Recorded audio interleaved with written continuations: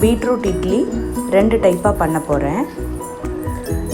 ஒன்று வந்து பீட்ரூட்டை பச்சையாகவே மிக்சியில் அரைச்சி அதோட சாறு எடுத்து இட்லி மாவில் கலந்து ஒரு டைப்பாக இட்லி பண்ண போகிறேன். இன்னொன்று பொரியலுக்கு வேக வச்ச பீட்ரூட்டை வடிகட்டி அந்த வடிகட்டின பீட்ரூட்டோட சாறை எடுத்து டைரெக்டாக இட்லி மாவில் ஆட் பண்ணி இன்னொரு டைப்பாக இட்லி வாக்க போகிறேன். 2 மெத்தடும் நீங்கள் ட்ரை பண்ணி பாருங்க. ரெண்டுமே டிஃப்ரெண்ட் கலரில் வருது இட்லி. உங்கள் குழந்தைகளுக்கு எந்த கலர் பிடிச்சிருக்கோ அந்த கலரில் பண்ணுங்க.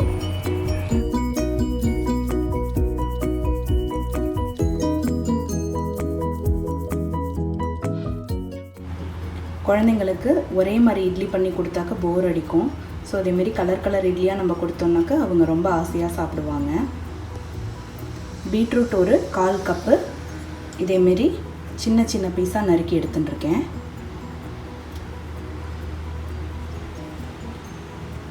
Salt 1 teaspoon, sugar 1 tablespoon. First என்ன பண்ணணுன்னா இதேமாரி ப்ளைன் பீட்ரூட்டை மிக்சியில் அரைச்சி அதை வடிகட்டி நம்ம இதேமாரி லிக்விடாக எடுத்துக்கலாம். அப்படி இல்லைன்னா பீட்ரூட்டை நம்ம பொரியல் பண்ணுறப்போ வேக வைப்போம் இல்லையா, அந்த வேக வச்ச தண்ணியை ஒரு கிண்ணத்தில் எடுத்து வச்சுக்கலாம். காலம்பரை நம்ம பொரியல் பண்ணோன்னா ஈவினிங்கே குழந்தைங்களுக்கு அதை ஸ்நாக்ஸாவோ இல்லை நைட்டு டின்னருக்கோ நம்ம அந்த பீட்ரூட்டோட வாட்டரை விட்டு இட்லி வாத்து கொடுத்துடலாம். இதோட ஃப்ரெஷ்ஷாக அரைச்ச இட்லி மாவு எடுத்துட்டுருக்கேன்.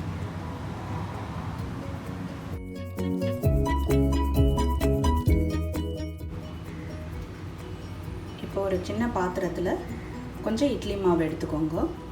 3 கப்புக்கு சால்ட்டு 1 டீஸ்பூன் ஆட் பண்ணிக்கிறேன். சுகர் ஒரு 3 டீஸ்பூன் ஆட் பண்ணிக்கிறேன். இப்போ இதோட வடிகட்டி வச்சுருக்கிற பீட்ரூட்டோட ஜூஸை இதோட ஆட் பண்ணிக்கிறேன்.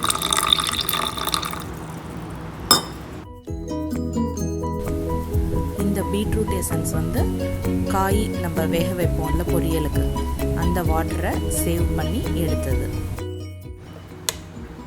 மாவை இப்போ நல்லா ஸ்பூனால் மிக்ஸ் பண்ணிக்கோங்க. ஸோ உங்கள் இட்லி மாவை நீங்கள் எப்படி இட்லி வாப்பையிலோ அந்த பதத்துக்கு நல்லா மிக்ஸ் பண்ணிக்கோங்க. இப்போ இந்த கலர் வந்திருக்கு. எனக்கு இன்னும் கொஞ்சம் பிங்க் வேணும்.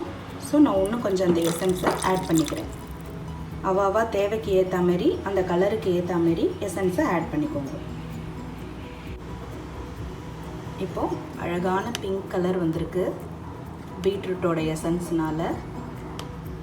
இப்போ நம்ம இந்த இட்லி மாவை இட்லி தட்டில் விட்டு ஆவியில் வேக வச்சு எடுத்துடலாம். உங்கள் குழந்தைங்க கொஞ்சம் ஸ்பைசியாகவும் சாப்பிடுவாங்கன்னா இதில் ஒரு 1/4 டீஸ்பூன் ரெட் சில்லி பவுடரும் ஆட் பண்ணிக்கோங்க. இப்போ நம்ம இட்லி மாவு ரெடியாக இருக்குது. ஸோ அதை இட்லி தட்டில் விட்டு இட்லி வாக்கலாம்.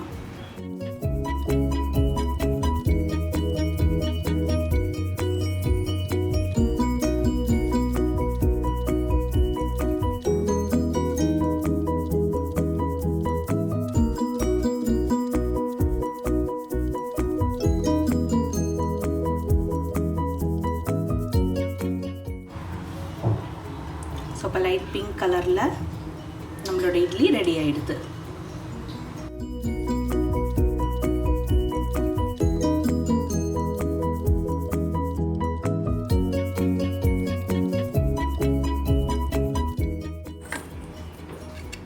ஸோ இட்லி ஈஸியாக அழகாக வந்திருக்கு. டேஸ்டியான பீட்ரூட் இட்லி ரெடி ஆகிடுது. இந்த கலரை பார்த்த உடனே கிட்ஸ் எல்லாம் ஓடி வந்து சாப்பிட்ருவா. லைட் பிங்க் கலரில் எப்படி அழகாக வந்திருக்கு பாருங்க. இதுக்கு ரெட் சட்னி, தக்காளி சட்னியும் க்ரீன் கலர் கொத்தமல்லி சட்னியும் வச்சுருக்கேன்.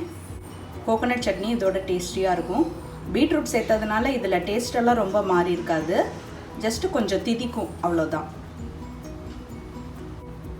பீட்ரூட் பொரியல் சாப்பிடாத குழந்தைகள் கூட இந்த பீட்ரூட் இட்லியை ரொம்ப ஆசையாக சாப்பிடுவா.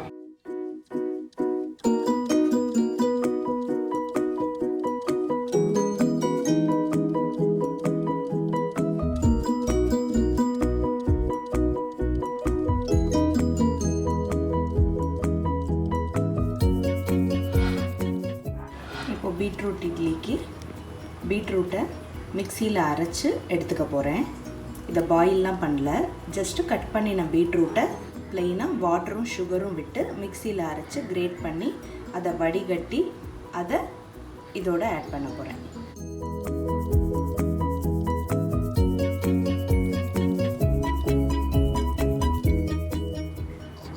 ப்ளெயின் பீட்ரூட்டை சுகர் விட்டு நைஸாக அரைச்சிருக்கேன். இதை இப்போ வடிகட்டி இதோட ஜூஸை நம்ம மாவில் ஆட் பண்ணிடலாம்.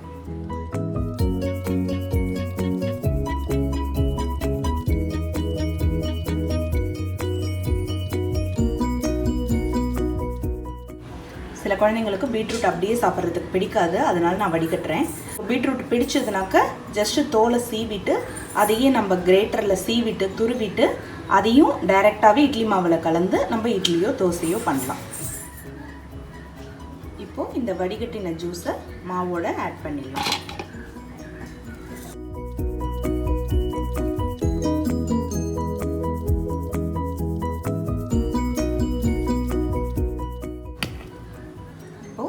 பீட்ரூட் இட்லிக்கு பேட்டர் ரெடி ஆகிடுது.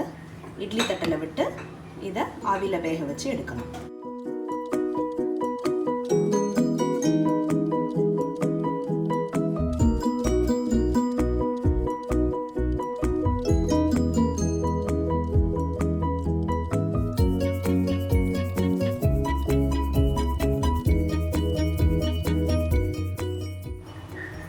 இப்போ இந்த இட்லியை வேக வச்சு எடுத்துக்கலாம். உங்கள் குழந்தைங்களுக்கு இது ரெண்டுத்தில் எந்த கலர் பிடிச்சிருக்கோ அந்த பீட்ரூட் இட்லியை நீங்கள் பண்ணி கொடுங்க. பீட்ரூட்டோட எசன்ஸை யூஸ் பண்ணி பீட்ரூட் பூரி, பீட்ரூட் சப்பாத்தியும் பண்ணலாம். என்னோட நெக்ஸ்ட் வீடியோவில் நீங்கள் அதை பாருங்கள். தேங்க்யூ.